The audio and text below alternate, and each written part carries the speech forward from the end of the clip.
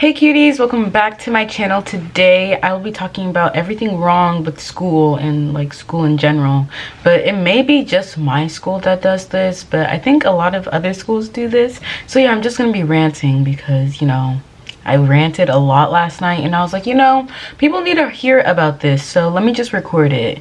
And yeah, so let's get started.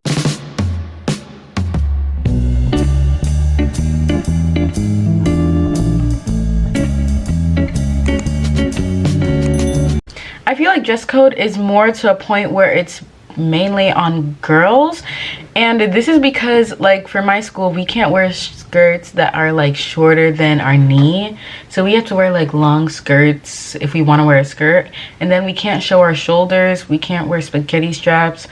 And yeah, it just makes it a little bit harder. Like if I was to look for a nice looking skirt that passes my knees, it would be super hard to find one.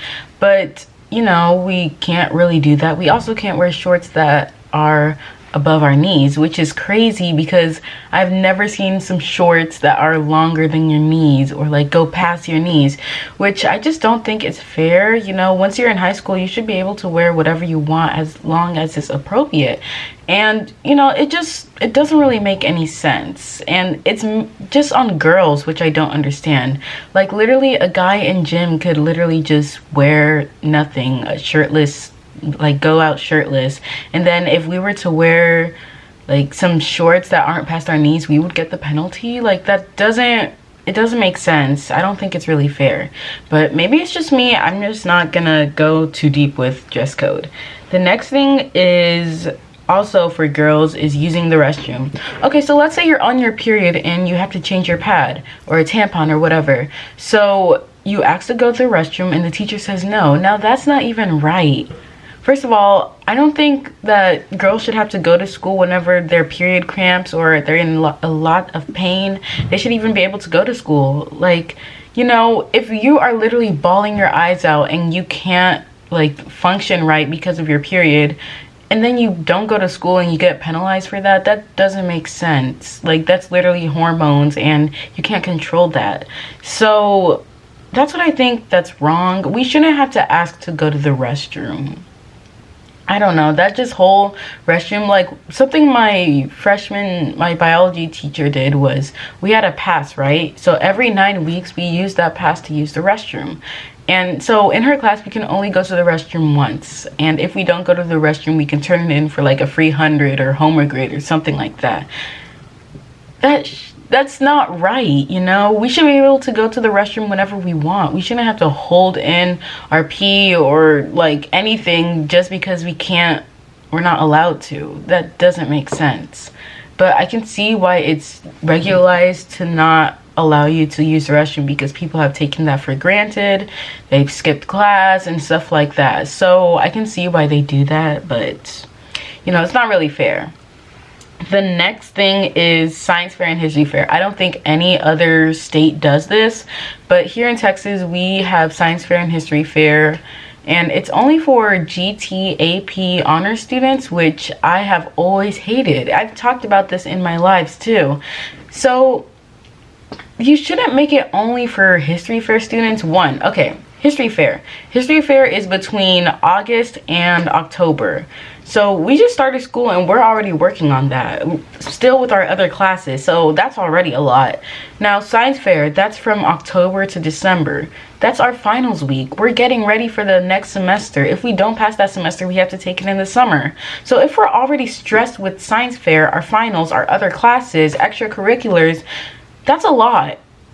That's a lot, and it's not enough for us to even have time to go home and study. For example, I stayed up after school after school ends at 5 o'clock, and I live far from the school, so 5 o'clock, I get on the bus around 5:30. I come home at like 6:45 or 7 o'clock. This is my after school schedule back in my freshman year. So we get home at like 6 o'clock, 7 o'clock. I still have to work on my homework. I still got to work on science fair, history fair, all of that. So, and I still got to get up early for school the next day. So that's already a lot. I just don't think that we should have to do science fair, history fair. you know, there's not really a point of it, to be honest. You can't really get anything out of it unless you want to get like extra credit or something. But yeah, and for regular students, not saying anything bad about them, but like they don't have to do any of that. You know, me being in AP or GT honors, whatever you want to call it, I didn't really choose to be in it. It's just that like since the regular classes were like a little slow pace, you know, like they were doing work. I was in AP. No, I was in GT. It's GT and pre-AP. GT and pre-AP are in middle school, but it's AP honors. I don't understand the system, like I said. But when I was in regular history and people were doing history fair and science fair, every day I would finish my work like in the beginning of class, so I wouldn't even have anything to do. So I needed to like, you know, up the work, like, okay, are we doing anything else? Or I'll just be sitting there, you know, when I could be learning more things and getting ready for high school or college or something like that. But, you know, science fair and history fair is just not, it shouldn't be mandatory, you know? So now I'm going to talk about racism. Now, I know that every school has like, it doesn't really have to have a scandal or anything, but racism is a really big part into school. Now, if you tell a counselor or a teacher that, oh, I've been bullied because of my skin, or someone made fun of me because of my race or something like that, teachers aren't gonna do anything about that, to be honest. They can send you to the counselor, but the counselor's not gonna do anything. Like, teachers aren't even gonna do anything about that. But then once you have your hood on, like, oh, sorry, I got my hood on, they'll send you straight to detention. That doesn't make sense, because how are you gonna, it's literally just a hood. Or if you chew gum or something, that's something that I also have a problem with. How are you gonna get mad at us for chewing gum? That's just not, no. But then once we talk about something like racism, colorism, xenophobia, or something like that, you guys all like, oh, I don't know what to do, or something like that. That's just wrong. And I also feel like teachers should start teaching kids in like elementary or middle school about racism, xenophobia, colorism, homophobia, or something like that. Because, you know, once they get older, their parents might not even be teaching them any of that. So once they get older, they're gonna think that's a norm, and it's just not right. I mean, someone needs to think the same way as I do, because like, I just feel like teachers, or not even teachers, counselors can teach this, but you know, it's just wrong. Like, it's just human morals and stuff like that that you need to teach. Another thing is, after all the bad things I said about teachers, I feel like teachers should get a higher pay. And this is because, like, teaching is hard. You got to come up with a whole student plan. You got to take care of the students. You got to make sure all your grades are in, all the tests are in, you're checking everything correctly. Like, that's hard. You know, if I was a teacher, there was no way I would have gotten all my work done.